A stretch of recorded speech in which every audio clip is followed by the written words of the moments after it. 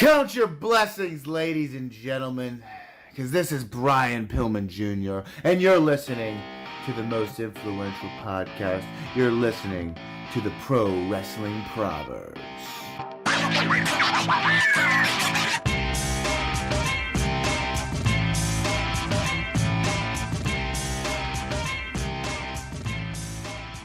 I just spoke to one of the other officers there. My name is Dennis Fagan. I'm a retired detective in New York City.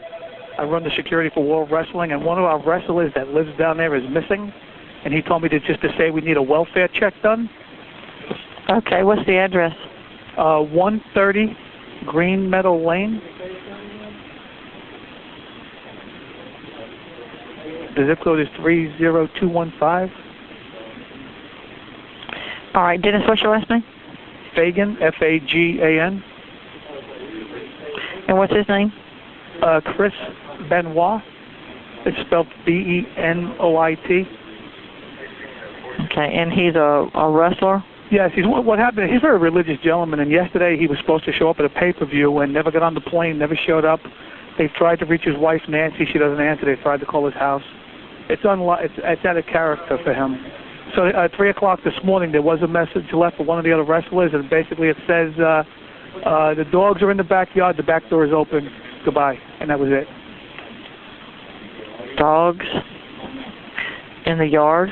Yes, and the back door is open. He didn't say anything else, and that was it. Door. That message was left at 3 o'clock this morning for another wrestler.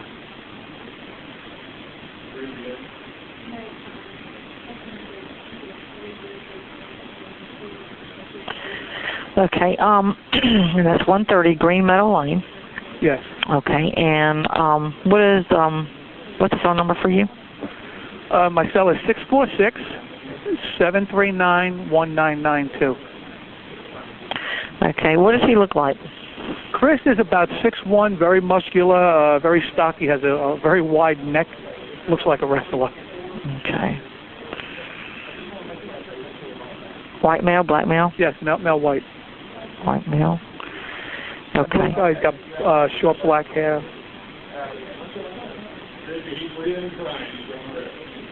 Okay. All right. We'll go ahead and send somebody out there to check on it. If you want to call us back in like 45 minutes or so. If they number is back? Yeah, it's 770 461 4357.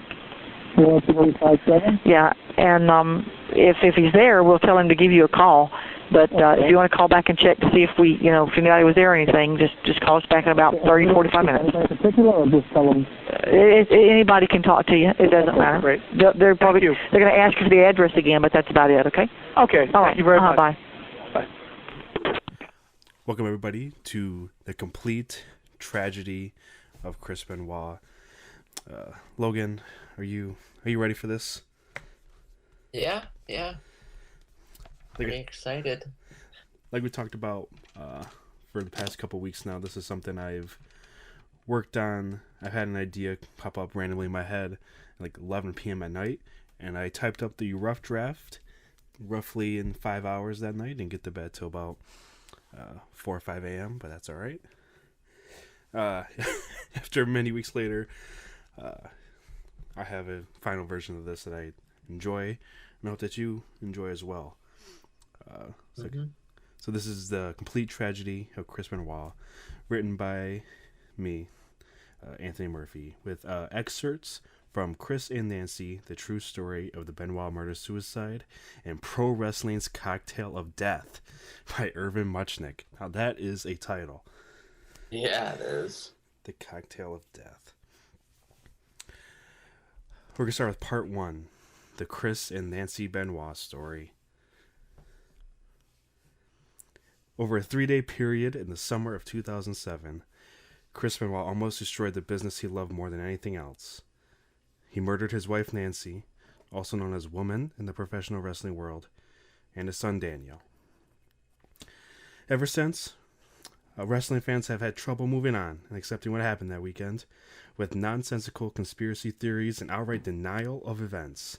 That is why over the course of this podcast, I'll attempt to break down the complete timeline of events that happened, not only that fatal weekend, but the context of what's happening in his personal life leading up to the murders, including the people and places he visited, texts and calls he sent before and after, and what he did while his family was dead in the house with them. Before we start, a warning, this podcast series will depict in vivid detail the murders of Nancy and Daniel and the suicide of Chris Benoit. Some listeners may find these descriptions disturbing. Alright. This story actually begins in WCW in 1996. When Nancy returned to World Championship Wrestling on a January episode of Monday Nitro as one of the many women to welcome Hulk Hogan and Randy Savage to the ring.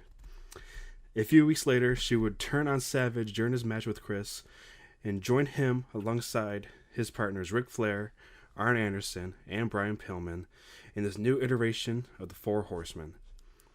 During this time, Nancy had been married to on-screen wrestler and backstage producer/booker Kevin Sullivan.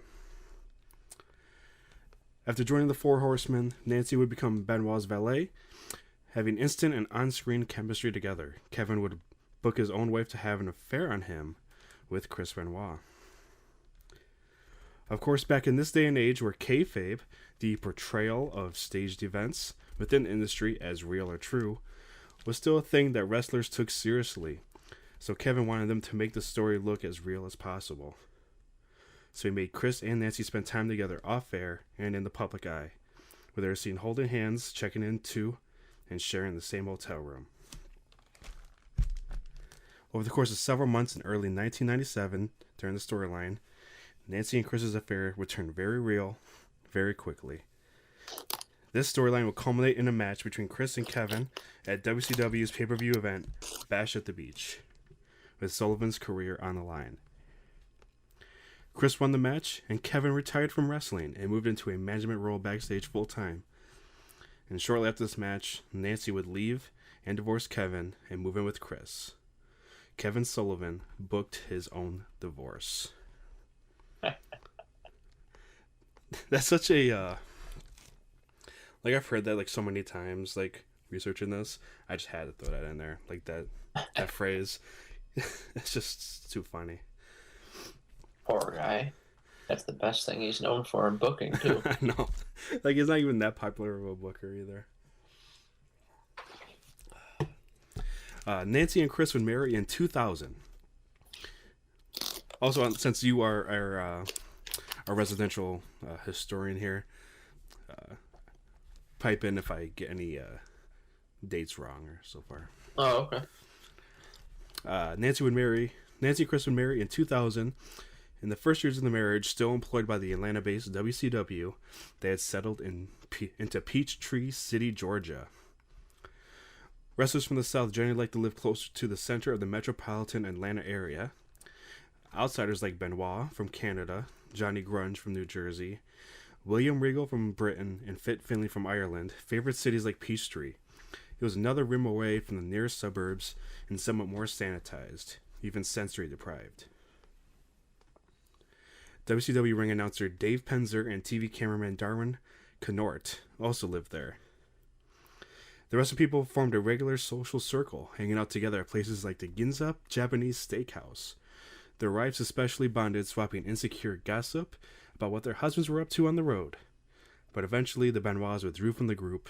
Chris, who could be sociable on the road at times, was distant and awkward at home. One factor in Chris and Nancy's isolation from the Peachtree City circle was that even back then, they had a habit of breaking out into operatic public fights that embarrassed those around them. Nancy had a sharp tongue, especially when she was boozed or pilled up, and she hit all of Chris's buttons. Their friends were hardly surprised when, in June of 2003, Nancy filed for divorce and was granted a temporary restraining order based on an April incident in which Chris, according to Nancy's court papers, lost his temper and threatened to strike the petitioner and cause extensive damage to the home and personal belongings, including furniture. In August, they reconciled and Chris moved back in. There was no signs, Logan. There's no signs that this could ever happen. He was such a nice guy. Chris wasn't an outgoing person at all, but after leaving WCW for their rival, the WWF, alongside wrestlers who would form a group called the Radicals, it was in the WWF he would reunite with his best friend, Eddie Guerrero. Guerrero and Benoit first met in the dojos of Japan, where they would get their first international recognition from wrestling fans and promoters. Both had similar successes and struggles in the business due to their size and politics of companies they worked for, especially the late 90s WCW. They were not just road buddies, they would become family. Eddie's wife Vicky would also become close with Nancy, seemingly best friends, and their families would interact and become closer over the next couple of years as well. Eddie would win the WWE Championship a month before Benoit would win the World Heavyweight Championship at WrestleMania 20, where the two would embrace in the ring before Nancy and Daniel would join the confetti-covered celebration. Both of them reached the pinnacle of wrestling at the same time, and both of them were bona fide wrestling superstars, finally. Think he'll kick the first man to his feet, and that looks like Benoit. Wow, Benoit down. Sweet chin music, and Doug Marco's over the top. Triple H is back up. Oh, yes! Benoit, gonna get it. Yes! Triple H, pin every time. Oh, counter. Counter. The crossface. Benoit with the crossface. No, get to the ropes. Triple H is desperate. The sense of urgency is overwhelming. The champion reaching for the ropes. Fight it, Triple H. Triple H tap. Can Benoit do it? Ropes, get to the ropes. Triple H is he's fading. He's fading, JR. Triple H is fading away. Is Benoit this close to winning the heavyweight championship of the world? Come on, Gabe, reach your foot out, anything. It's their World Heavyweight Championship! Triple H, he's still alive, there's life left. Reach! The game is being tortured by the Wolverine! And it's all out, no! Get counter! The pinball! Benoit held on with the pinball! Benoit's torturing the champion with the crossface! Will Triple H tap out? Will he tap out? There's gotta be something that can be done! Something, anything! The title's on the line! Benoit ripping it down! It's over! Unfortunately, however, this would not last long. Another 30 minutes of news starts now. A shocking find at a downtown Minneapolis hotel. The body of World Wrestling Entertainment star Eddie Guerrero. And Ellen Gallus is live at Target Center. What are the fans saying tonight, Ellen? Well, Eddie Guerrero was supposed to perform here tonight, and so fans, needless to say, are shocked. Many of them showed up here tonight at the Target Center with T-shirts and posters honoring the wrestler. Tonight's show very suddenly and very sadly became a tribute show for Eddie Guerrero. Guerrero is one of the WWE's biggest stars. He arrived in Minneapolis late last night for tonight's taping of SmackDown. His body was discovered around 7:30 this morning at the Marriott Hotel in downtown Minneapolis. The cause of death is unknown at this time, but police say there were no signs of foul play. Now, Guerrero has publicly battled addiction over the years, from drugs to alcohol to painkillers, but his nephew said in a news conference earlier today that Guerrero has been clean for years. In fact, he just celebrated his 4-year sobriety anniversary, so no one knows. It is still too early to say if his history may have been a fatal factor. With Eddie's past history, with the abuse that he put himself through before he got cleaned up, I think that no doubt takes a toll on your body. Whether or not that had anything at all to do with his untimely demise. I know that he had a lot of love for these people, and he just would have a lot of love for the fans. And I know that he's going to be missed, not just by the family, not by the wrestlers, but by the fans tremendously. Wrestlers were given the option of bowing out of tonight's performance given the sad circumstances, but many of them said that they wanted to do it anyway. They said that Guerrero would have wanted it that way. Now, the Hennepin County Medical Examiner will perform an autopsy tomorrow. We should know more within the next couple days. Reporting live at the Target Center, Ellen Gallus, Fox 9 News. All right, thanks, Ellen. 100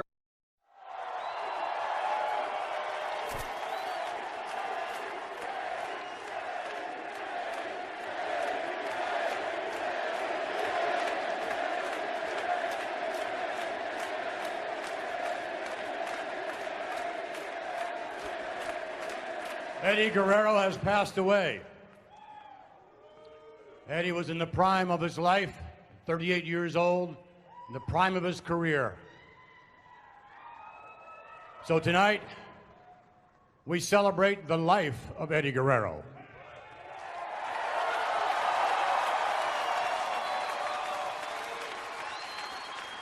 Eddie Guerrero loved this business. He loved it. He had a passion for it like no one else. Eddie loved to perform more than anything else, whether he's booed or whether he was cheered. He loved to perform for all of you.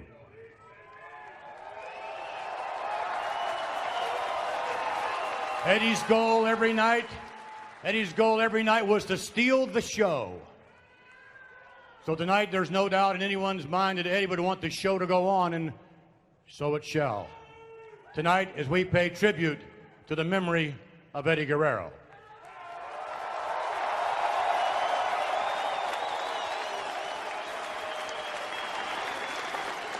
At this time, I would ask you all to stand in silence as we toll the bell 10 times, after which there will be a special video presentation. So if you would all please stand. Thank you.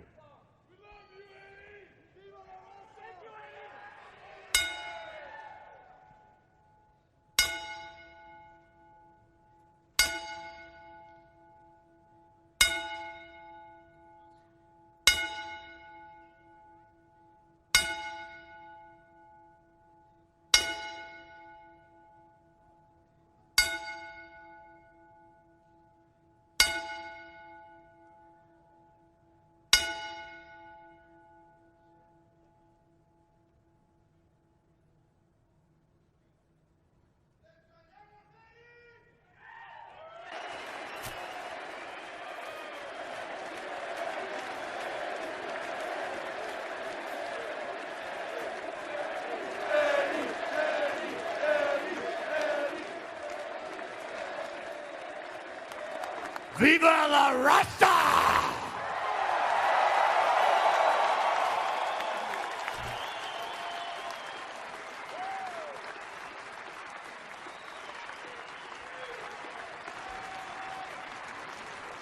On November 13th, 2005, over a year after their moment together at WrestleMania 20, Eddie Guerrero will be found dead at 38 in his hotel room by his nephew Chavo Guerrero. Chavo called Chris, who arrived to say his goodbyes. However, before calling 911, Chavo and Chris took care of an important preliminary piece of business. They flushed down the toilet Eddie's supply of Stanzol, an anabolic steroid he just stocked up on for an upcoming European tour. In 1984, in a hotel room in Tokyo, Bruiser Brody flushed away David Von Erich's sleeping pills before the authorities arrived.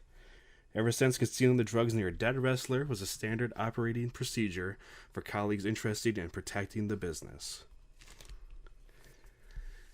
WWE would explain Eddie Guerrero's fatal coronary as a consequence of his past abuse of alcohol and non-steroid drugs during his time with another promotion, before a very public and inspiring rehabilitation within WWE.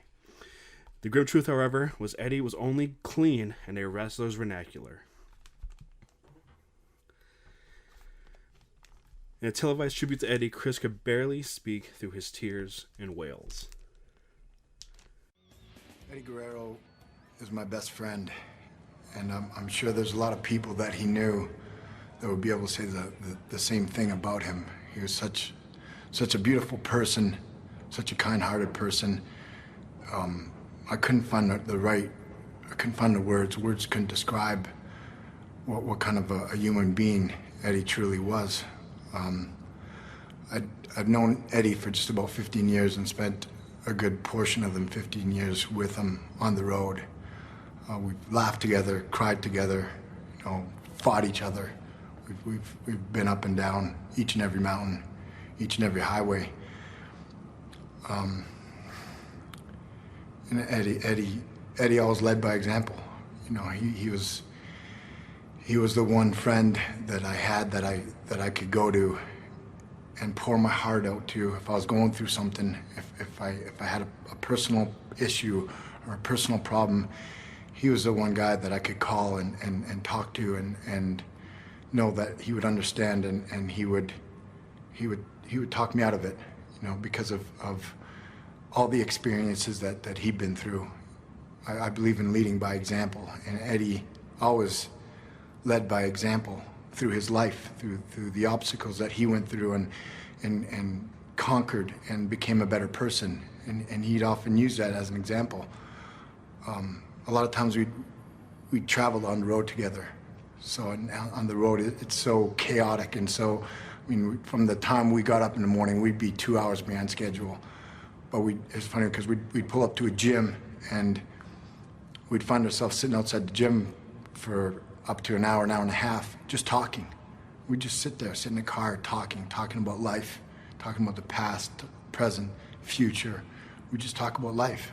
Eddie was that kind of friend to me, and not only then, but you know, after the shows, it'd be 1 in the morning, and we'd be sat in the car till, you know, 3 in the morning, talking about life, talking about things and issues and problems and everything. We talked about everything, and we never left each other without telling each other that we loved each other. And I truly can say that I love Eddie Guerrero. He's a man that I can say I love, and I love his family, and my heart and my thoughts and my prayers go out to his wife Vicky, Shaw, Sherilyn, and Kaylee. I can't imagine the sorrow that they're going through right now, and the emotions that they're feeling. But I want them to know that my prayers and my thoughts are with them. And Eddie, I know that you're in a better place, and I know that you're looking down on me right now. And I want you to know that I love you. I miss you.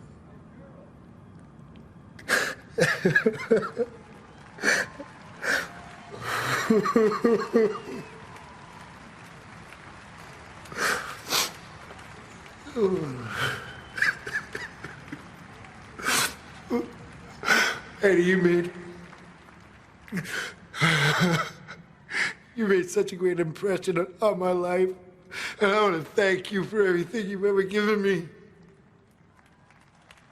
And I want to thank you from my heart and tell you that I love you and I'll never forget you. And I will see each other again. I love you, Eddie.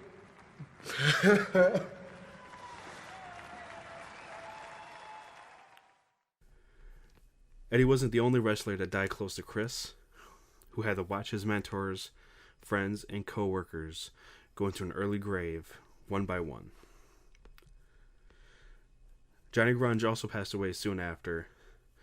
The only person with whom he continued to keep in touch with was Grunge, which is why his death, on top of Eddie's, hit Chris so hard. Chris was tired of watching his friends die. He was beginning to unravel. Do you have any comments on that, Logan?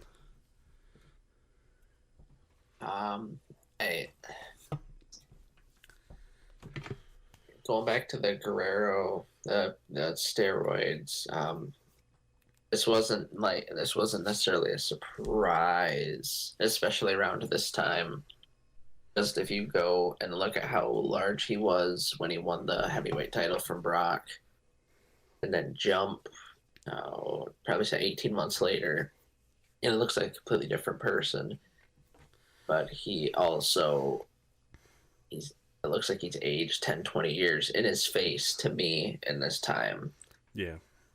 So it's one of those hindsight 2020 looking back. It's not crazy that it happened.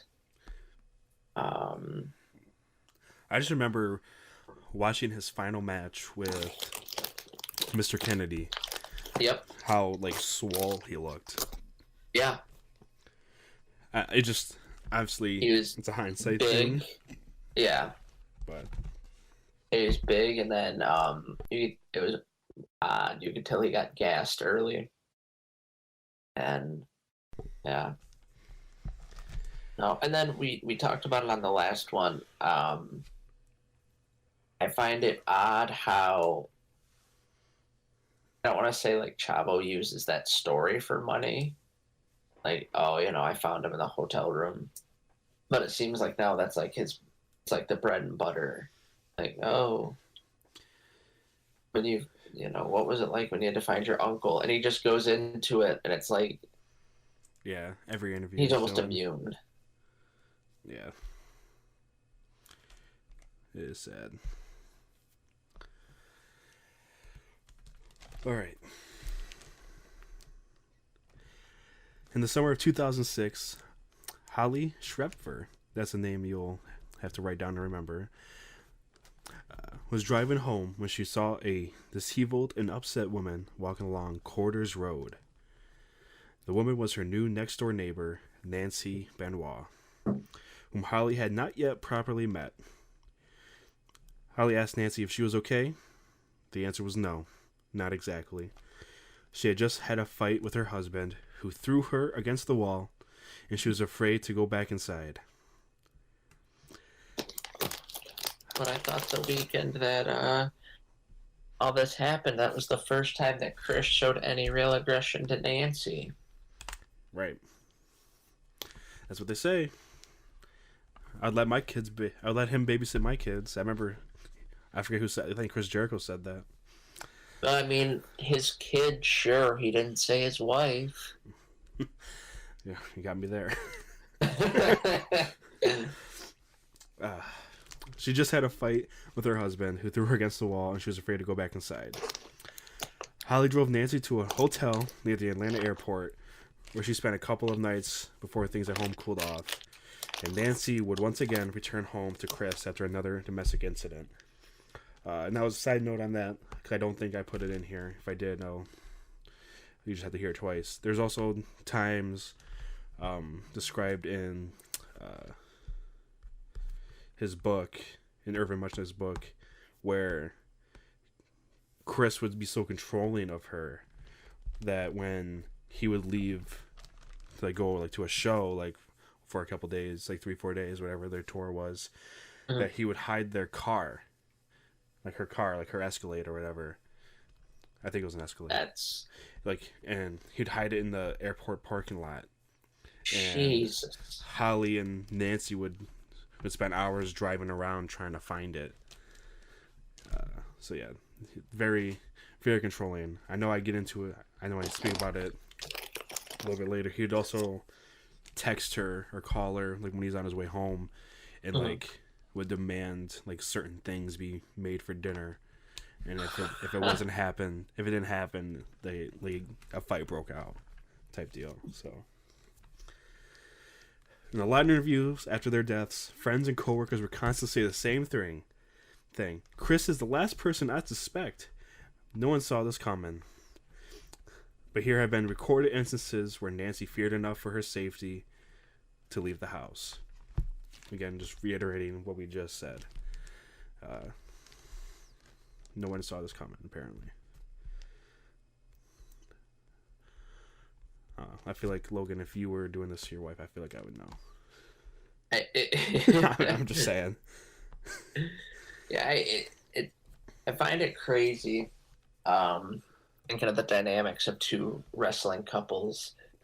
You got this one, and then you've got, Macho Man and Elizabeth.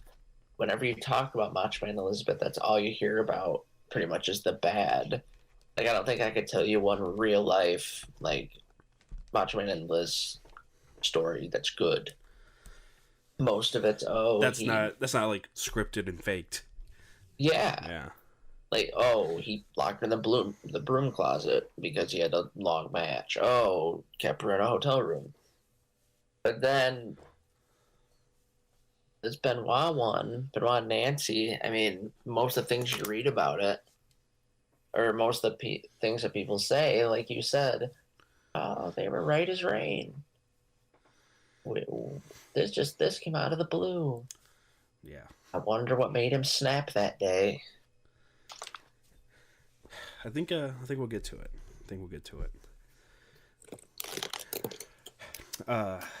In late March 2007, So we're getting there. We're getting up there. Nancy told her mother-in-law that she suspected Chris was not doing the right thing on the road, and she has been suspecting an affair. Margaret Benoit, Chris's mom, said she would talk to Chris about it on his July trip to Canada, a trip that he would not go on. What you're about to hear are text messages sent from Nancy over the course of a few weeks in May of 2007. On May 5th, Nancy text messaged Chris, "Daniel has called twice today. What, you can't bother with him either?" On the morning of May 9th, "One that you're texting I love you. During the day you won't talk.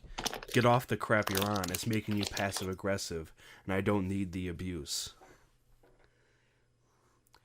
3 hours later, Nancy would argue that Chris had not made himself available to his 2 kids of his ex-wife Martina, who were visiting from Canada. So David and his sister, I forget her name, she has not been very public. I would say you really don't hear about him having a daughter. Yeah, she's I think she's age-wise, I think she's in between David and Daniel. So she's like grown up now. But yeah, she has like no social media type deal. Like she's impossible to find. I mean, do you blame her? No, I don't. I'm surprised David is like so into it, but we'll talk about him some other time. He's a character himself. All right. They're visiting from Canada. She says, "Your big claim. Ask anyone you work with how you are. No one knows what goes on behind closed doors. And excuses about not being able to see your kids is your failure and putting no effort to them. Paying out loads of money, sending for them twice a year is a far cry from being a dad. You need to get it together. I will not accept this steroid-induced roller coaster ride of emotional abuse.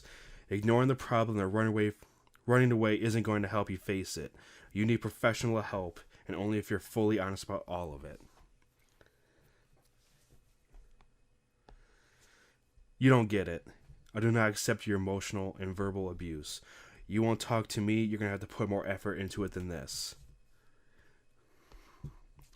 The next day. "You are a grown man with 3 kids. Set the example. Are you trying to say this is how you grew up? Watching your dad call your mom names and making her cry? No. Then what gives you the right? Grow up for mighty's sakes and get off the stuff. It's obvious. I'm probably not the only one who can see, and we both know the WWE wellness program is a joke." It's interesting that that's said, because after this happened is really when the WWE wellness really started cracking down. Yeah, that's what they say. But I mean, how do companies word it? They set the precedent with that first string, because it had a couple of their bigger guys suspended. Yeah, and then I think from there it's kind of quote unquote random drug test where they have it if they need to get rid of you. If you notice, a lot of the suspensions that happen nowadays are for people who don't have medical exemptions, a la Paige, when she got suspended right before she got released the first time. And that still happens. Like, there's a lot of guys, and you can tell who they are, that are very obviously still taking some sort of performance-enhancing drug, steroid, testosterone, whatever. Jinder Mahal. I wasn't going to name names. I wasn't going to put those out there. But, But it's very obvious, and there's still workaways around the system that Chris used that they're still in place today. So you can take a bunch of these steroids and and your testosterone is like depleted, so you need like testosterone therapy, right?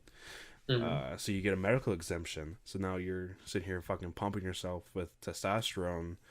I think Benoit's, I have it in like part 3. His was like 400 times or something like that, the normal dose of a normal man. Jeez. So yeah, a lot of these guys are still fucking juiced up, and it's a lot of them. I think just the way the times are more natural, but it's still a prevalent thing that you can get around if you need to get on it, or if you're somebody who's recovering from an injury, you can still get it, and you won't get tested for it. So. On the morning of May 12th, I tried to put an end to this. You're the one who's dragging it out. It's stupid. You could have been home. Daniel's been calling you. You need to call him. And me too. This has gone on long enough. I tried to talk to you. You could have been home yesterday. If you haven't figured it out, Daniel knows how to dial your cell by pushing phone book and scrolling to Chris' cell. He's mad at me because you haven't called. Be an adult and call. It won't take much more for him to realize it's not me he's mad at. He's not a baby anymore, and a message isn't going to be enough. Now I know you've probably heard them because they were popular about a year after this happened. They released the voicemails from his machine, and it has Daniel, and he's going, "Hi, Pooh Bear," and fucking, that's horrible. It fucking puts a pin in your stomach, like when you get older, listening to it.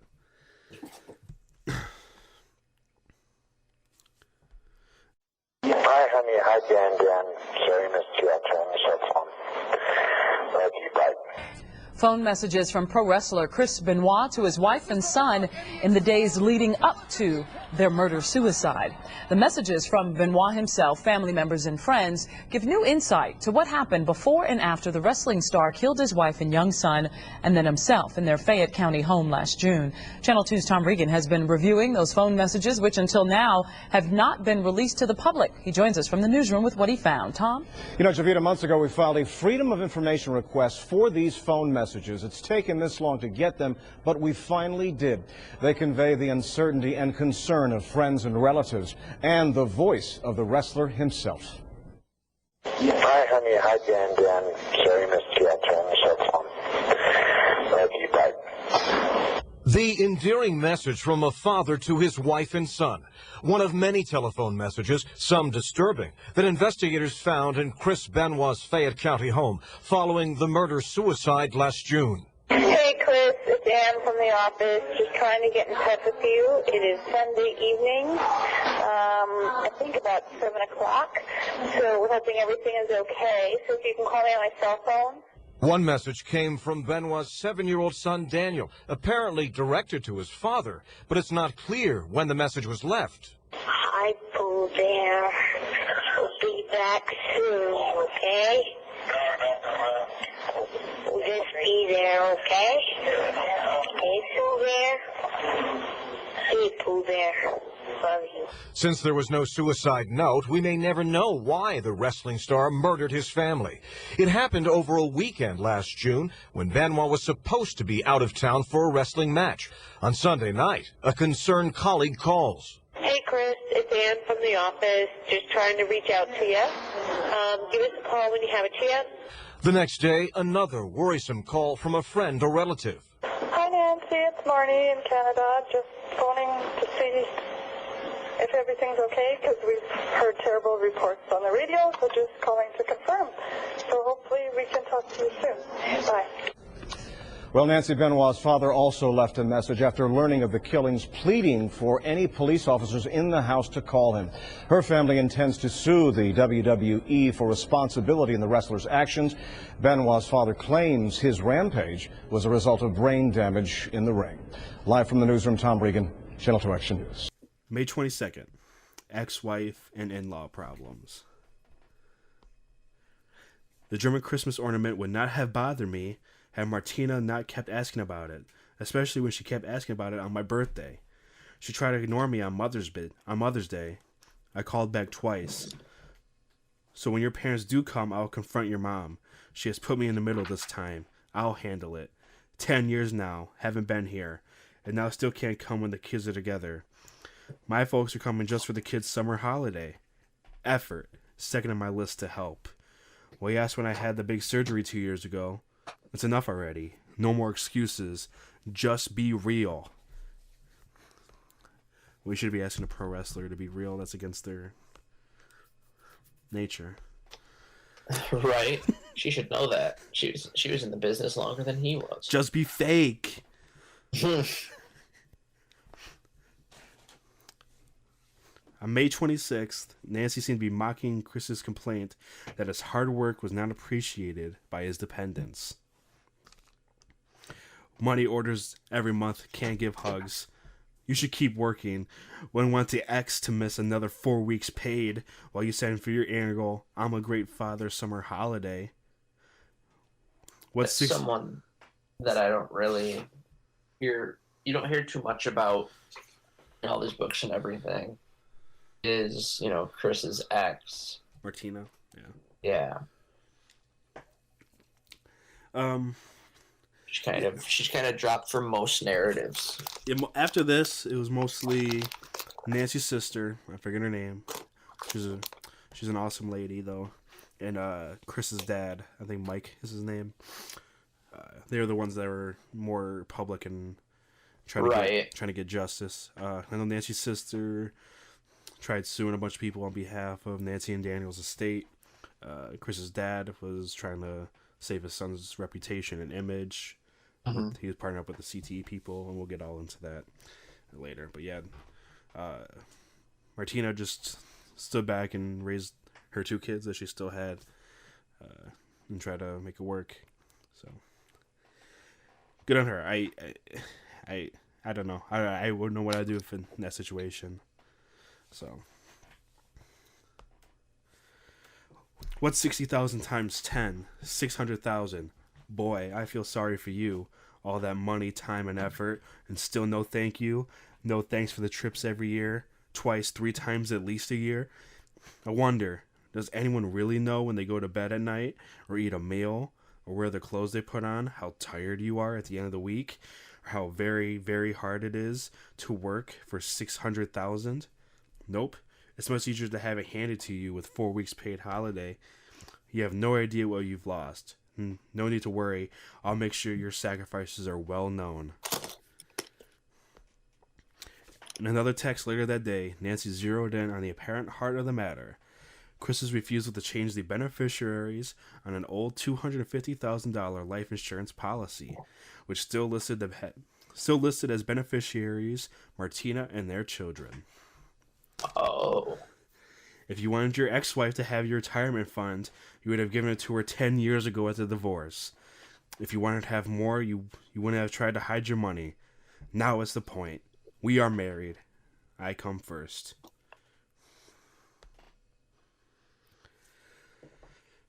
Nancy told her neighbor Holly that the stress of it all had led her to abuse alcohol and prescription medications. Trying to hold things together for Daniel, she began taking long walks to get into better physical condition, and she vowed to cut back on her drinking. But it was hard. Even when Chris was coming home between shows, instead of staying on the road, he was emotionally detached. Chris was controlling. He didn't... Oh, this is... I did put it in here. This is the Hummer story.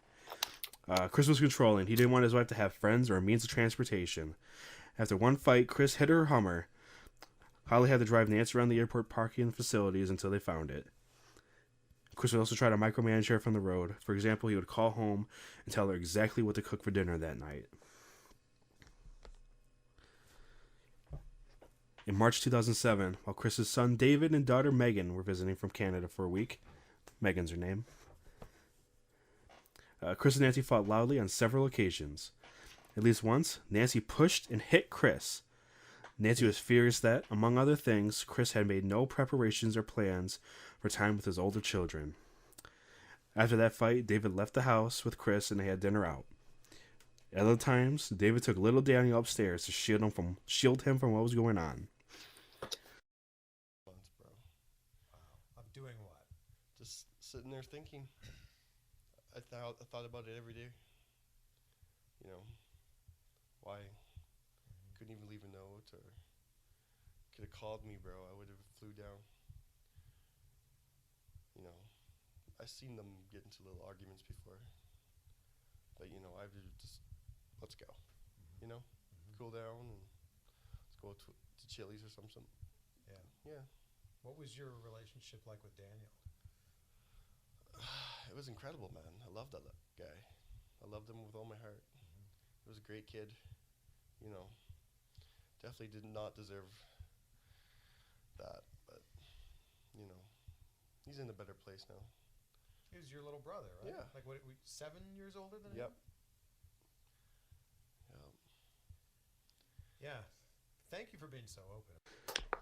And David, in one of the very few interviews he gives with Chris Van Fleet, I think his name is, he actually mentions like that story, and like I think I just typed that up, or I read about it, and in my research I was listening to his interview, and he brought it up and kind of correlated that story about how when he would visit, him and Nancy were always fighting, and he'd try to calm Chris down. He would like, hey, let's go, let's get out of here, let's go to Applebee's, let's go eat or something, and like just those two would go out to dinner. So it's kind of interesting perspective to see like from him, right? Because here it kind of sounds like Nancy just like beat him to get them to leave, but David is saying that it was him that kind of initiated it and to like cooler heads prevail. So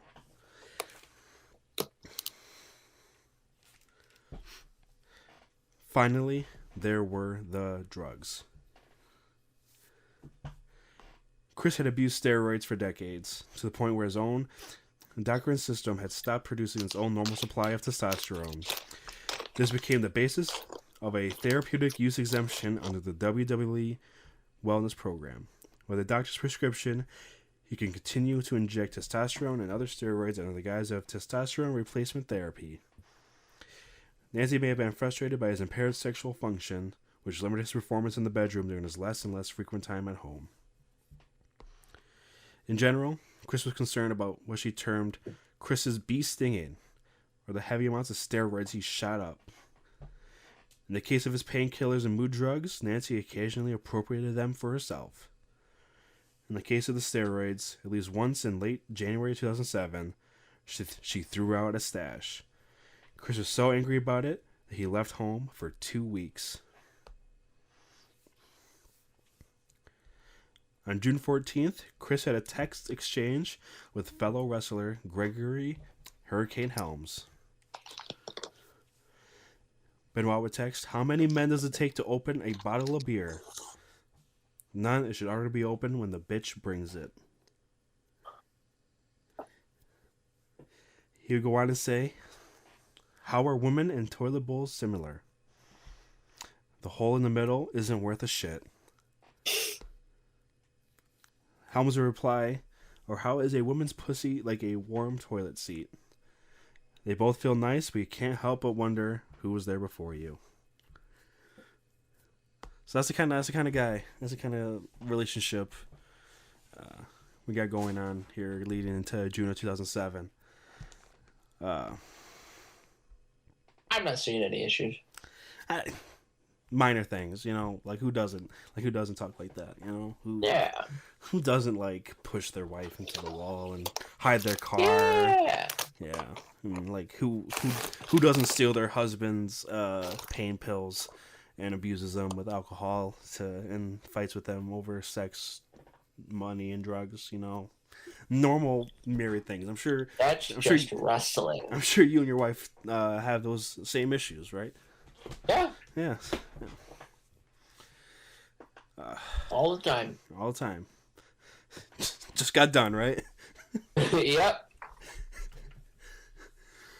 And again, it's weird the amount of time he spent, like how or how little time you spent with the kids, because in like the Dark Side of the Ring, and then on, I think I've seen a video on YouTube, you've got David talking about how, you know, Chris was his role model, loved Chris. Yeah. And then you wonder, you know, is that why? I mean, it's obviously his dad, but is that why he loves him so much? Because he didn't see. He wasn't there all the time. Yeah. He just got child support payments. Yep. I guess. And I think he probably had a different perspective because he obviously wasn't there all the time, and it was always a vacation type deal when he went down. And funny enough, he talks about it in the interview you did with Chris, that he was supposed to go down to Peachtree like the weekend after, like that following weekend for like 4th of July. Yeah. So if he says that if he was there, he would have.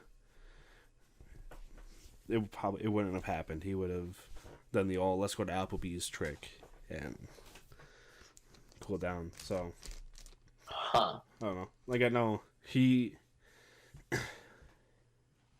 I don't want to put words into his mouth, obviously, but right. I don't think he obviously wasn't there, and it wasn't like it is today, where you can be in constant contact with somebody. Right. Like, they had like a phone call every couple of days, weeks, weekends type deal. Mm-hmm. So these stories and text messages show a pattern of abuse by both Chris and Nancy, stemming from the nature of the pro wrestling business and its demands and marital issues involving kids, in-laws, and an ex-wife. Chris Benoit injected himself with steroids to make him look the part, and took chair shots to the head and sustained multiple concussions performing breathtaking stunts for us.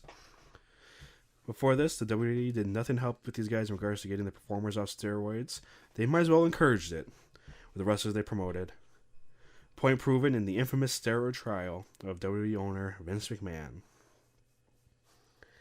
Steroids are still a rampant part in the world of pro wrestling, as the same medical exemptions Chris had can still be attained today. WWE has moved away from unprotected chair shots to the head from its weapons. And from other weapons. There are many times this could have been avoided.